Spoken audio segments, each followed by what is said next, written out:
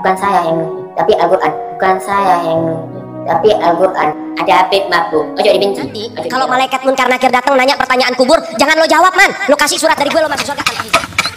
Hujan turun. Wah, misalnya Saya berkata, hujan. berhenti. Jawab. 12.000 orang menyaksikan tangan keluar dari kuburannya Rasulullah dicium oleh Imam Ahmad. Assalamualaikum warahmatullahi wabarakatuh. Jumpa lagi dengan saya di channel Gagasan Progresif 79. Sahabat sebangsa dan setanah di mana saja Anda berada.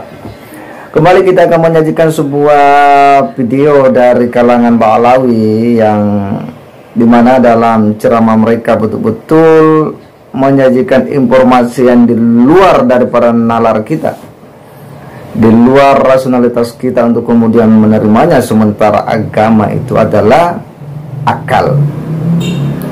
Artinya bahwa ya nilai-nilai yang terkandung dalam agama itu selalu berkesesuaian dengan akal sehat manusia. Tetapi apa yang disampaikan oleh para habaib ini betul-betul membuat kita geleng-geleng kepala, bahkan kita akan tertawa terpingkal-pingkal.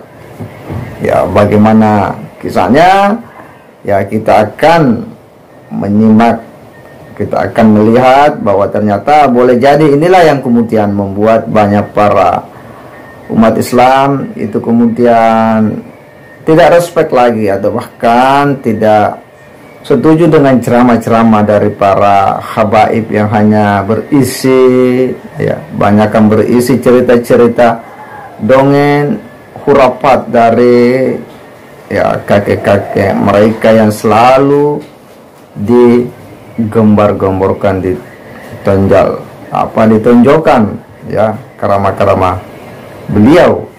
Dan ini tentu sesuatu yang membuat kita miris ya, karena banyak juga yang kemudian percaya dengan cerita-cerita seperti ini. Nah, seperti apa ceritanya, kisahnya, mari kita simak, yang akan membuat kita mungkin akan tertawa terpingkal-pingkal. Kita simak dulu sama-sama. Ajari anakmu cinta kepada anak turun Nabi Muhammad. Orang itu cinta sama anak turunnya Nabi Muhammad bukan dituntut dari keluarganya Nabi Muhammad. Saya cucunya Nabi Muhammad, kamu wajib cinta sama saya. Bukan saya yang tapi Al-Quran. Bukan saya yang tapi Al-Quran. Ada Habib mabuk. Ojo dibenci, ojo dibeloi. Kalau sampai tahu ada Habib mabuk, ada Habib mabuk, ojo dikasih duit. Kalau beras, takut uangnya dibagi mah, kasih beras. Kalau tidak baik, jangan dibenci.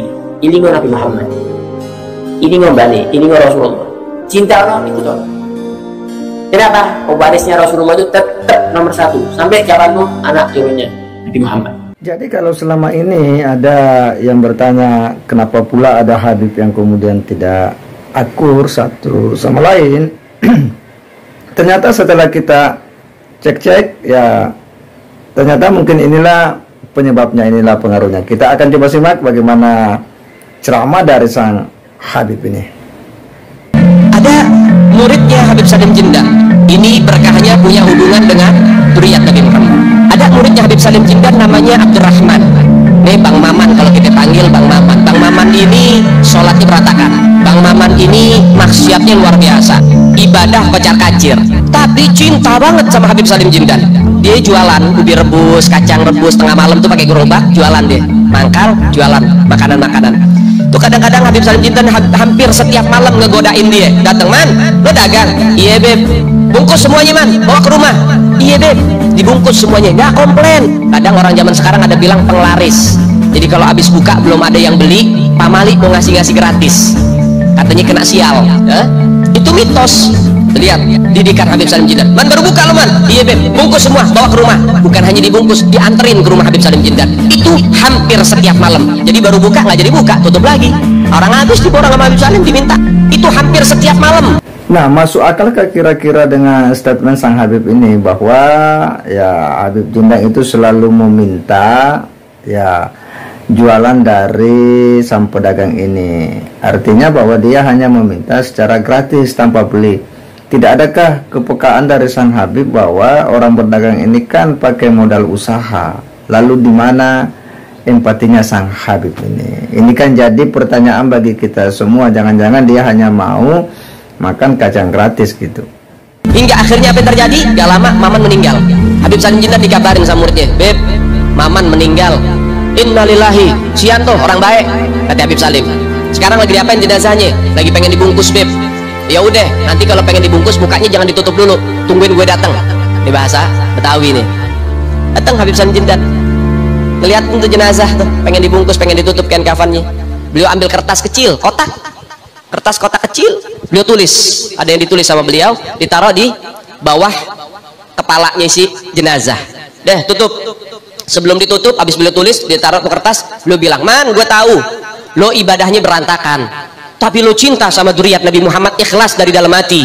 Nanti kalau malaikat munkar nakir datang nanya pertanyaan kubur, jangan lo jawab, Man, lo kasih surat dari gue, lo masuk surga tanpa hisab. Terkenal dipanggil di Dopu waktu saya mengajar di Dopu, Habib Hujan. Kalau ada negeri tidak turun hujan, saya injak bumi, ya Allah kasih turun hujan. Oh, belum angkat sudah turun hujan. Saya dikasih juga Habib Hujan. Waktu saya tinggal di Parung, hujan tiap hari. Yang disedihkan oleh saya ketika waktu makan hujan turun. Hujan turun ya. Saya berkata kepada hujan, berhenti hujan. Hujan tuh berhenti. Anak murid saya berkata, Abah keramat. Keramat benar. Satu saat saya mau pergi Jumat, pas adzan hujan turun. Wah, saya berkata, hujan berhenti. Dijawab.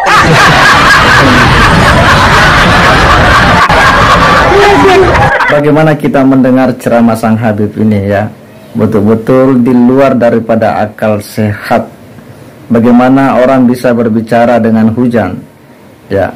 Walaupun kita sebenarnya percaya tentang karomah, tapi apa yang disampaikan oleh Habib ini betul-betul tidaklah masuk akal, dan mungkin anak kecil saja yang mendengar bahkan tertawa terpingkal-pingkal.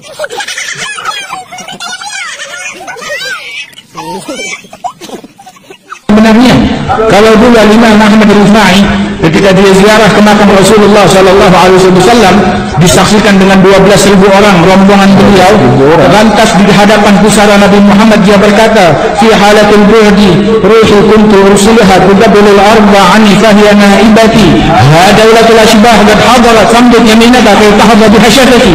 Dulu waktu saya jauh di kampung saya, tiap hari saya hanya mengirim ruh cinta saya kepada engkau mencium tanah ini. Sekarang jasad sudah hadir berjumpa dengan jasad, ulurkan tanganmu agar bisa aku cium langsung. Maka itu 12.000 orang menyaksikan tangan keluar dari kuburannya Rasulullah dicium oleh Imam Ahmad Rifai. Tersebutlah sebuah kisah seorang yang istiqamah membaca ini sehingga 300 tahun umurnya. Dia tidak mati sehingga 300 tahun umurnya. Lantas Rasulullah datang kepadanya dalam mimpi, dan Rasul berkata, sampai kapan kamu mau hidup?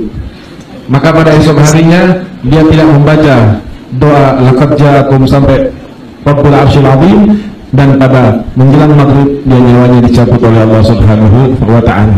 Saya pernah didatangi oleh kiai jin, rombongan silaturahmi. Mari kita lanjutkan ya. Ganteng-ganteng, bagus-bagus. Bedanya kaki itu, kakinya ada kayak sikil bebek, kiai jin. Rombongan silaturahmi, ganteng-ganteng, bagus-bagus. Bedanya kaki itu, kakinya ada kayak sikil bebek, ada sikil angsa, kaki angsa, mirip tapi bukan persis pas gitu. Ada yang kayak kaki kuda, sesuai gobailnya jin juga mempunyai gobail.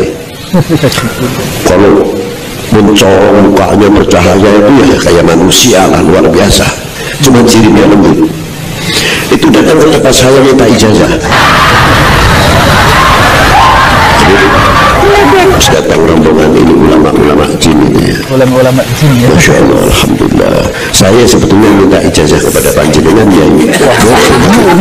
Saya memang dari Azra.